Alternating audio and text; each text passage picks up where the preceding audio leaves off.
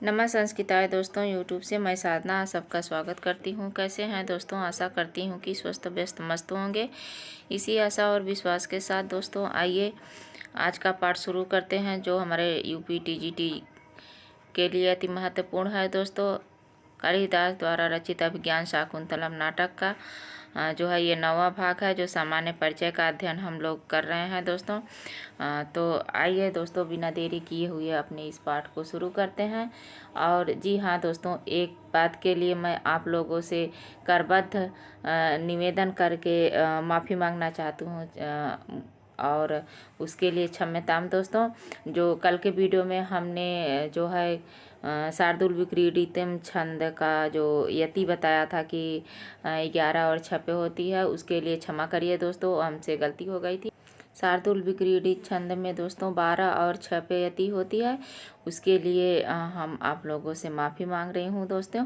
बार बार क्षम्यताम क्षम्यताम क्षम्यताम, हमें क्षमा करिए दोस्तों, क्योंकि गलती करना तो जो गुनाह होता है, लेकिन सबसे बड़ी बात होती है कि उस गलती को एक्सेप्ट करना दोस्तों, उसे मानना कि हाँ हमसे गलती हो गई थी। तो आप लोगों से मैं सबसे पहले वीडियो शुरू करने से पहले ही माफ़ी मांग ले रही हूँ कि कल में जो हमसे थोड़ी सी गलती हो गई थी उसे हमें क्षमा करिए। और आज का मोटिवेशन कोट है दोस्तों कि अपने लक्ष्य को ऊंचा रखो, अपने लक्ष्य को ऊंचा रखो और तब तक मत रुको। अपने लक्ष्य को ऊंचा रखो और तब तक न रुको जब तक आप इसे हासिल नहीं कर लेते। जी हाँ दोस्तों, जब तक आप इसे हासिल नहीं कर लेते तब तक नहीं रुकना चाहिए और ना ही रुकें, क्योंकि लक्ष्य को प्राप्त करने के लिए निरंतर लगातार मन में विश्वास और आस सब कुछ लेके आगे बढ़ते रहने से लक्ष्य और अपनी मंजिल मिल ही जाती है दोस्तों। तो मंजिल को पाने के लिए हमें अपने जो है ऊंचा, अपने लक्ष्य को ऊंचा रखना पड़ेगा, अपने सोच को ऊंचा रखना पड़ेगा और उसी तरह से हमें संघर्ष करके आगे बढ़ना पड़ेगा दोस्तों। तो आइए इसी मोटिवेशन कोट के साथ दोस्तों आज का पाठ शुरू करते हैं, अभिज्ञान शाकुंतलम। दोस्तों हम लोग फिर से अभिज्ञान शाकुंतलम लेके हाजिर हुए हैं, जिसमें जो है कालिदास द्वारा लिखित अभिज्ञान शाकुंतलम का ये 9वां भाग है दोस्तों। इसके पहले 8 भागों में हम लोगों ने अभिज्ञान शाकुंतलम का अध्ययन कर लिया है। अभिज्ञान शाकुंतलम का हम लोग सामान्य परिचय देख रहे हैं, जो कालिदास द्वारा रचित अभिज्ञान शाकुंतलम है दोस्तों, जिसमें 7 अंक है और ये महाभारत के आदि पर्व से लिया गया है दोस्तों। तो आइए बिना देर किए हुए अभिज्ञान शाकुंतलम का सामान्य परिचय का अध्ययन करते हैं। तो सबसे पहले देखते हैं कि ये क्या है। कुशाग्रों से विधे हुए, अर्थात इसमें बताया गया है दोस्तों कि शकुंतला जब अपने पति के घर जा रही होती है तो उसमें एक मृग का बच्चा जो है, वो छोटा सा बच्चा जो उसके वस्त्रों को पकड़ के खींचता है। तो इस वही कहा गया है कि कुशाग्रों से विधे मुख वाले जिस मृग के मुख पर शकुंतला ने इंगुती यानी हिंगोट के तेल को लगाया था तथा सावा के चावल से जिसे पाला था, शकुंतला के जाते समय उसका वस्त्र खींच रहा है। क्या है दोस्तों? वही वो उसका वस्त्र खींचता है। वह शकुंतला उसे कण्व पिता को सौंपती है। यहाँ से क्वेश्चन बनता है कि शकुंतला ने जो है मृग के मुख में कौन सा तेल लगाया था? तो इंगुती यानी हिंगोटी का तेल लगा था, और वो अपने पति के घर जाते हुए पिता कण्व को सौंपती है दोस्तों। उसके बाद ये है कि शकुंतला के साथ सरोवर के तट पर आए कण्व क्षीर वृक्ष के, यानी क्षीर का अर्थ पीपल होता है, क्षीर के वृक्ष के नीचे बैठकर दुष्यंत को भेजने हेतु संदेश देते हैं। यहाँ ये भी क्वेश्चन बनाने लायक है कि जब जो शकुंतला के साथ जो है कण्व ऋषि कहाँ तक आए थे, तो ये आए थे सरोवर के तट तक आए थे दोस्तों, और किस वृक्ष के नीचे बैठकर दुष्यंत को संदेश भेजने के लिए संदेश कहा था दोस्तों। तो पीपल वृक्ष के नीचे यानी क्षीर वृक्ष के नीचे बैठकर दुष्यंत को संदेश भेजा था। कमल के पत्ते की ओट में बैठी सहचर चकवा और चकवी को देख पाने के कारण चकवी रोती चिल्लाती है। जी हाँ दोस्तों, वहाँ पे जो है वो सारंगरव से, अपने शिष्य सारंगरव से कण्व ऋषि जो है शकुंतला दुष्यंत को भेजने के लिए संदेश कहते रहते हैं। तो उसी समय शकुंतला उसकी सखियाँ वहाँ बैठे हुए कमल कमल के पत्ते में यानी जो सरोवर के किनारे बैठे तो सरोवर में जो कमल था, कमल के पत्ते के पीछे उसका चकवा यानी चकवी का जो चकवा था उसका साथी सहचरी उसके ओट में छिप जाता है। तो वो चकवी जो उसकी पत्नी होती है वो चिल्लाने लगती है। दोस्तों इसका वर्णन किया गया है। शकुंतला द्वारा पहले पूजा के रूप में डाले गए निवार जब कुटी के द्वार पर उगे तो जो कण्व को उसकी याद दिलाएगी। शकुंतला के जाते समय जो है कण्व ऋषि कहते हैं कि तुम्हारी याद हमें दिलाएगी बेटा किस तरह से जो पूजा के सामग्री के रूप में जो बच जाता थे क्या निवार यानी चावल के दाने उसे जो कुटी के द्वार में उगाए हैं वो सब हमें तुम्हारी याद दिलाएंगी। उसके बाद यहाँ पे है कि अपराजिता रक्षा गंडक सिंह शावक के साथ खेलते सर्वदमन के हाथ पर बंधा है जो बालक के माता पिता के अतिरिक्त अन्य छूने पर सर्प बन जाता है। ये भी सवाल बहुत पूछता है दोस्तों कि अपराजिता रक्षा गंडक किसके हाथ पे बंधा था। ये जो है बंधा था सर्वदमन यानी भरत के हाथ पे और वह उसके माता पिता के अलावा अगर कोई छूता था तो सर्प बन जाता था। क्या सर्प बन जाता था दोस्तों।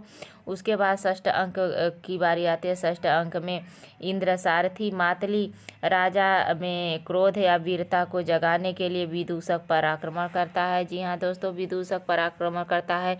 तो मातली के जो इंद्र का सारथी जो मातली था वो उसका वर्णन किस अंक में आता है, ये क्वेश्चन पूछा जाता है। तो उसका वर्णन आता है षष्ठ अंक में बताया गया है।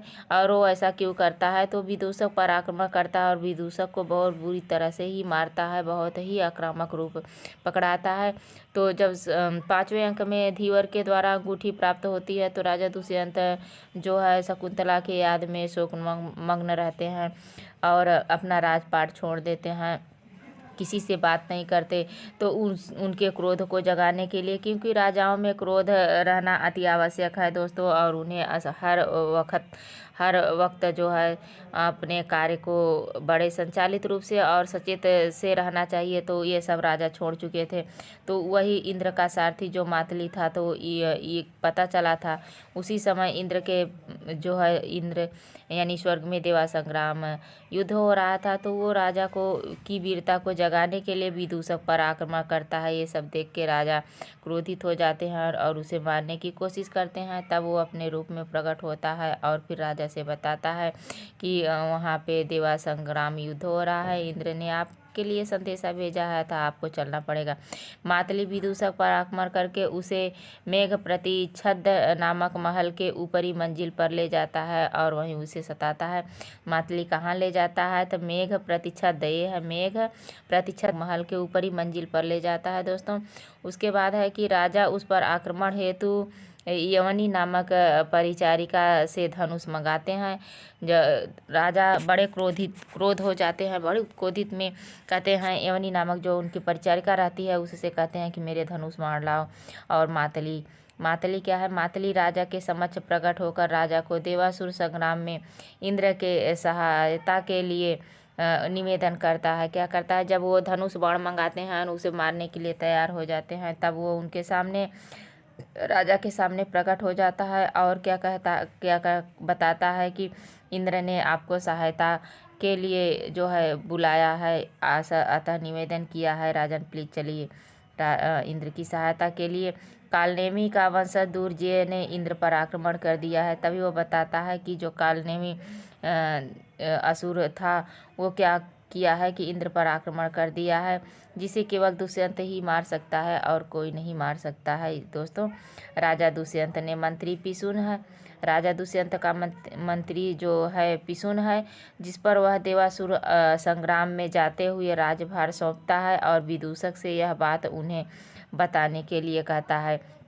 वह वहीं से मातली के साथ राजा चले जाते हैं और विदूषक से कहते हैं कि जाके मंत्री पिसुन से कह दीजिए कि मैं देवासुर संग्राम में जा रहा हूं और जब तक मैं वापस नहीं आता हूं तो राज्यभार आपके ऊपर सौंपा गया है, अतः राज्य को अच्छे से संभालिएगा। ये सब बात कह के राजा चले जाते हैं इंद्र की सहायता के लिए।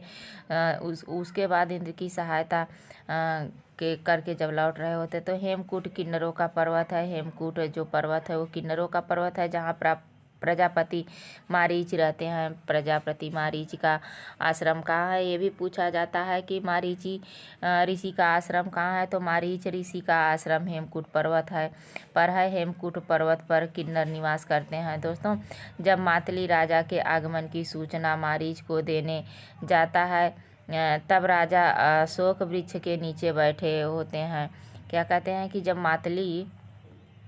मातली कौन है, मातली मारीची ऋषि का शिष्य है। दोस्तों, मातली राजा के आगमन की गालव है। दोस्तों, राजा मारीची का जो शिष्य है वो गालव है, लेकिन ये मातली तो इंद्र का सारथी है। क्या है, इंद्र का सारथी है। तो यहाँ कह रहे हैं जब मातली राजा के आगमन की सूचना मारीची को देने जाता है तब राजा कहाँ बैठे रहते हैं, अशोक वृक्ष के नीचे बैठते हैं। दोस्तों, उसके बाद है कि जात कर्म यानी 16 संस्कार में चौथा संस्कार माना जाता है हमारे वैदिक साहित्य में। और जो है भारतीय परंपरा में 16 संस्कार होते हैं। दोस्तों, 16 संस्कारों में जाति कर्म एक चौथा संस्कार होता है। जिस अवसर पर सर्वदमन के हाथ पर अपराजिता नामक रक्षा सूत्र बांधा गया था। क्या, अपराजिता नामक रक्षा सूत्र सर्वदमन यानी भरत के हाथों पे बांधा गया था, उसके भुजाओं में बांधा गया था उसके रक्षा के लिए। दोस्तों, कब, जाति कर्म संस्कार के समय। जाति कर्म संस्कार का क्रम क्या है, तो ये चौथा संस्कार है। उसके बाद है कि मारीची वत्स चिरंजीव पृथ्वी पालयन आशीर्वाद राजा को देते हैं। जब राजा उनके पैरों को छूते हैं और उनसे मिलते हैं तो उस समय राजा वत्स चिरंजीव पृथ्वी पालयन, वो कहते हैं कि वह पुत्र चिरंजीव हो और पृथ्वी का पालन करो, ये आशीर्वाद राजा को देते हैं। उसके बाद क्या होता है, तथा दुर्वासा का साप का वृतांत दोनों को बताते हैं। उसी समय जो है मारीची ही जो है राजा से दुर्वासा ऋषि के साप का वृतांत बताते हैं। अदृश्य तेजोमयी मूर्ति के रूप में मेनका अप्सरा तीर्थ से शकुंतला को लेकर दाक्षायणी मारीची पत्नी के पास गई हैं।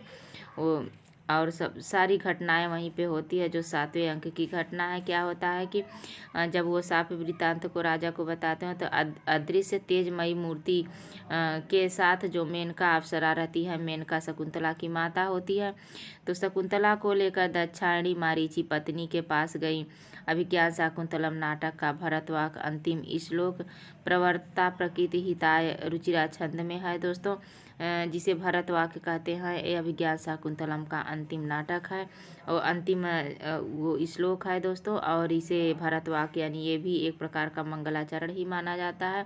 भरतवाक्य के रूप में अंतिम श्लोक है जो रुचिरा छंद में है, जिसके प्रत्येक छंद में 13 वर्ण होते हैं। क्या, 13 रुचिरा छंद के 13 वर्ण होते हैं, जो 9 और 4 और 9 पे यति होती है। क्या है दोस्तों, 4 और 9 पर यति होती है। जीवों को बलात् वश में कर लेने के कारण भरत का नाम सर्वदमन था।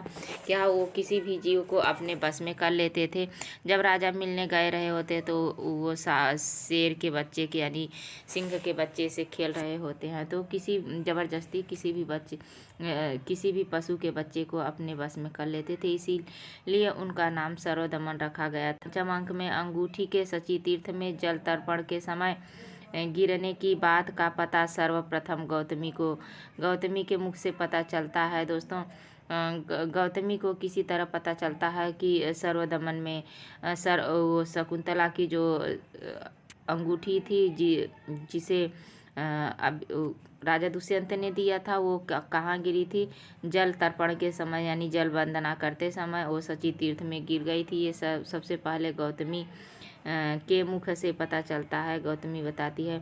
अभिज्ञान शाकुंतलम के चारों प्रसिद्ध श्लोक महर्षि कण्व ने कहे हैं। जी हाँ दोस्तों, ये तो पहले भी कह चुके हैं और सब एक एक बार हम लोग पढ़ चुके हैं और उसे फिर बार बार पढ़ने की ज़रूरत नहीं है। सामान्य परिचय है, उसे देखते हैं। उसके बाद विस्तृत रूप से जब इसका अध्ययन करेंगे तो हम लोग इसके विस्तृत एक एक शब्दों को बड़े ही सरलता और स्वभाव से इसको पढ़ेंगे। दोस्तों, वीडियो कैसे लगा, वीडियो आपको अच्छा लगे तो उसे लाइक ज़रूर करिए दोस्तों और शेयर करिए अपने दोस्तों तक। और जो हमारे नए साथी हों, वीडियो देख रहे हों, उसे प्लीज़ दोस्तों आप लोग सब्सक्राइब करिए और हमारा सहयोग करिए, हमारे उत्साह को बढ़ाइए दोस्तों। और हमारा मोटिवेशन आप लोग लोग हैं और हम कोशिश अपने तरफ से बहुत ही कोशिश कर रहे हैं और कोशिश करते रहेंगे कि अच्छा से अच्छा वीडियो प्रोवाइड करें आप लोगों को। तो आइए देखते हैं कि कहाँ ये है अभिज्ञान शाकुंतलम के चारों प्रसिद्ध जो श्लोक हैं वो महर्षि कण्व ने कहे हैं। अभिज्ञान शाकुंतलम के चतुर्थ अंक में कुल 22 श्लोक हैं। जी हाँ दोस्तों, टीजीटी के लिए चतुर्थ अंक अति महत्वपूर्ण है दोस्तों, अति बहुत ही महत्वपूर्ण है। इसे टीजीटी की तैयारी करने वाले हमारे सभी साथियों को बहुत ही अच्छे से और मानवीय ढंग से अध्ययन करना चाहिए, जिसमें 14 श्लोक महर्षि कण्व द्वारा कहे गए हैं। चतुर्थ अंक में 22 श्लोक हैं और ये महर्षि कण्व द्वारा 14 श्लोक कहे गए हैं दोस्तों। चतुर्थ अंक में उदगलित दर्भ कवला मृगया, यह चौथा श्लोक का 12वां श्लोक चौथे अंक का 12वां श्लोक है दोस्तों। इस श्लोक को प्रियवंता तथा ऐसा अपि प्रियेण बिना गमयति रजनी, ये भी 16वां श्लोक है। इस श्लोक को अनसुईया बोलती है। जब हम इस श्लोकों का वाचन करेंगे उसके अर्थ को समझेंगे दोस्तों। और आइए एक बार इन दोनों श्लोकों को देख लेते हैं जो 12 और 16 श्लोक है दोस्तों। आइए दोस्तों, जो उसके सखियों द्वारा अनसुईया और प्रियवंता द्वारा कहा गया श्लोक है, थोड़ा सा इसे देखते हैं। क्या है कि उद्गलित दर्भ कवला मृगयः परित्यक्त अर्तना मयूराः अपसृत पांडुपत्रा सुच्यत श्रुडीव लताः। क्या सुच्यत श्रुडीव लताः उद्गलित दर्भ कमला उद्गलित दर्भ कवलाः मृगयः परित्यक्तर्तना मयूराः अपसृत पांडुपत्राः मुञ्चत्य श्रुडीव लताः। मुञ्चत्य श्रुडीव लताः, इसका अर्थ होगा कि तपोवन के वियोग के केवल तू ही दुखी नहीं है, अपितु तुझसे विदाई का समय उपस्थित होने के कारण तपोवन को भी तेरे समान ही अवस्था दिखाई पड़ रही है। अर्थात जब जा रही होती है शकुंतला जा रही होती है तो उसी समय उसकी सखिया प्रियवंता कहती है कि हे सखी, तुम ही नहीं दुखी हो, हम सब इस तपोवन के जो पेड़ पौधे जो तपोवन में तो जो भी उपस्थित है वो तुम्हारे विदाई के समय जो है सभी दुखी दिखाई पड़ रहे हैं। तो उसी के उपलक्ष्य में ये श्लोक बोलती है कौन?